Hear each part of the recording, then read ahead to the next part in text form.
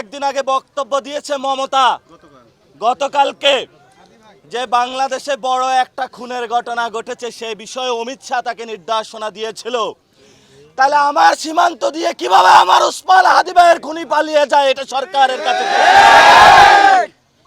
সরকার এখন আছে, ওসমান হাদি ভাইকে কে খুন করেছে আমরা এটা জানতে চাই। আমরা হলো কাদা ছোড়াছুড়ি চাই না।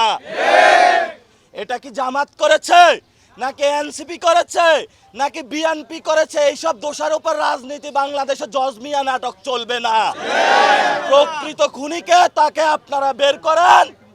আমরা মনে করি আপনারা যদি এখানে গড়িমাসি করেন তাহলে আপনারা শেখ হাসিনার আমলে বা অতীতে যেইভাবে হলো সাগর রুনি হত্যাকাণ্ডের বিচার হয় নাই বাংলাদেশে, সেই পথে আপনারা হাঁটছেন। আমরা বাংলাদেশের জনগণ যদি জীবিত থাকি, আমরা কি সবাই ওসমান হাদি ভাইয়ের বিচার করে বাংলাদেশ হত্যাকাণ্ডের বিচার বুঝিয়ে পাবো? ইনশাআল্লাহ। বিচার বিচার বিচার চাই, বিচার বিচার বিচার চাই, বিচার বিচার বিচার চাই, হাদি হত্যার বিচার চাই, justice justice, we want justice, justice.